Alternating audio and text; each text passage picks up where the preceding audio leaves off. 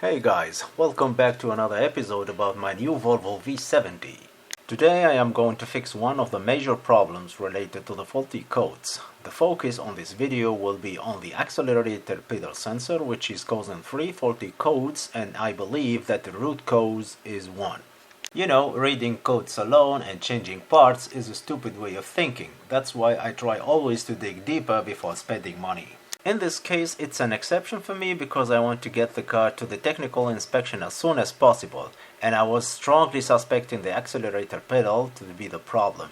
I found one accelerator pedal in the junkyard for 10 euros and I bought it just in case.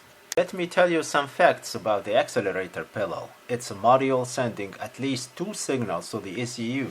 The ECU is using one signal to control the throttle body, and the other one is to control the plausibility of the first signal. In case where there is differences between the 2 signals, the ECU understands that the pedal is faulty and he will throw the codes and of course the check engine light. One analog signal, which is a voltage varying between 0.4 and 5 volts, and a pulse width modulation signal, which is a digital signal. This signal is very important because, as I said, it is used by the ECU to control the accelerator pedal first signal. Also, this PWM signal is shared in the car via the CAN bus with different other modules, like the transmission control module and the cruise control, for example. As you can see here, the PWM signal on this Volvo is missing, and this is the reason behind the faulty codes.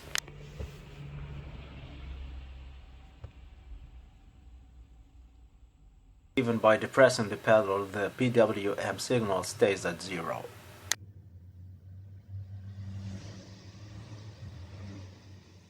You can see here clearly just the analog signal is changing as I am stepping on the pedal.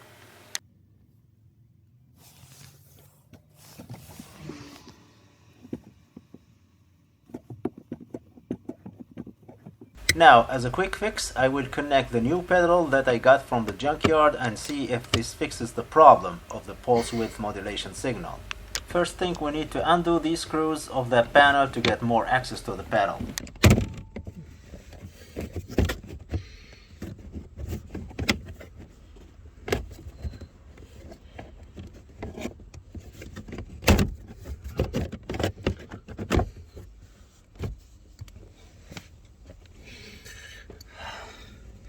So you don't need to undo these screws of the diagonal port here. You have just to remove the 2 screws here holding this panel, and there is 2 clips. There they are. You have just to be careful not to break the clips, and you can pull it down like this, like so. Now we have more access to the pedal. I am thinking about just disconnecting the connector of the actually installed pedal and install it on the new one and see the difference before deinstalling the old one and unscrewing it and bolting the new one back, and nothing happens, you know. I'm just trying to figure out the difference before going further with the deinstallation and installation, and yeah, trying to work smart here. Yes, pedal connector. Well, there we go. This is the connector. I am going to connect the new one. Let's see if there is any difference. Actually, it is not a new one, but a used one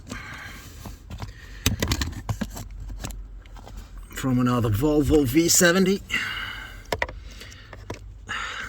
It comes actually with another connector. It looks like this. And let's see the difference.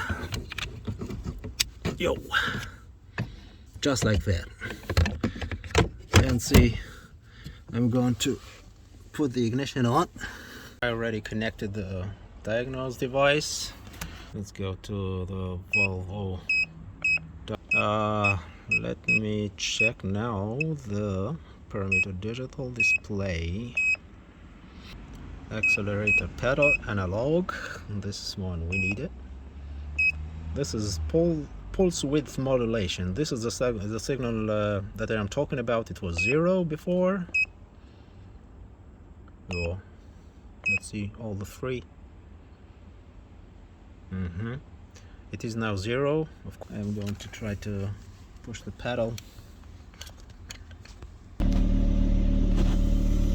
I turned the engine on, and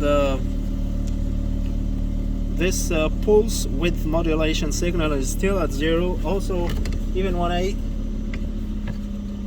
push the pedal, nothing happens. The pulse width modulation signal is still at 0. Seems that we have another issue here. Even when depressing the pedal, the signal stays at 0. Well, changing the pedal wasn't a help. And that's why you should always look for the problem carefully before buying new parts. The only thing to do now is to check the signal directly from the pedal using an oscilloscope, which I tried doing, but I got no signals at all. I'm trying to read the codes again. And the same 3 codes are there, and no progress. Then I decided to check the wires between the pedal and the ECU, and I had the clue to check the fuse box.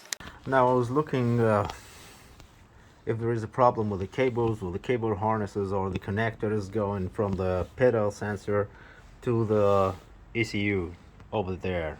And I had an idea to look in this fuse box, engine fuse box, and I was checking the fuses, and I found a fuse number 8, which is related to the accelerator pedal sensor. Here, according also to this manual, number 8 is cooling fan, electrical fuse box, engine compartment, accelerator pedal sensor, which is the module 751, which is the component. This component is the pedal sensor, and guess what? The fuse is kaput. In fact, that fuse was cutting the 12 volt going to the pedal, and this was preventing the pedal from generating the PWM signal going to the ECU.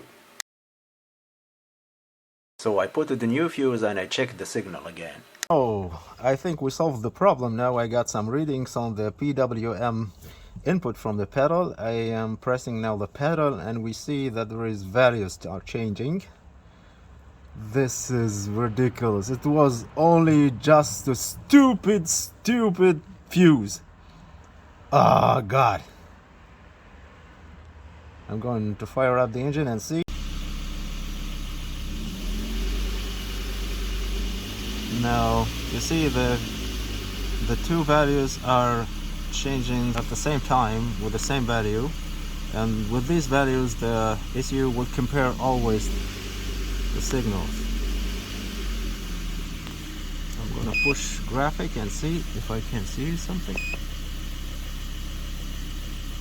Yeah.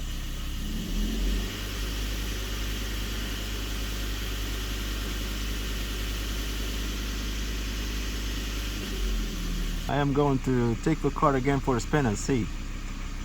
Now before this I am going to read the codes again.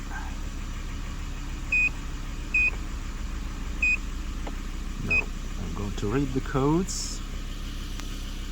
If we still have the codes related to the pedal, read the codes. No codes. The extended module, nothing. I can't believe it. A stupid fuse ruined my life. To be sure that the problem is fixed, I took the car for a spin, and look how beautiful to drive a car without having a check engine light. Also, I have noticed that the car is behaving totally different, and I believe that the ECU was putting the car in a light limp mode, because when accelerating the car was responding slowly, but now it drives much more better. This should have a positive impact on the transmission as well, because the TCM is using the PWM signal from the pedal to shift the gears and so. Regarding the transmission issue and codes, there will be a separate video, of course. Well, that's it guys for this topic. We solved the major problem and the list is still long. See you next time. Cheers!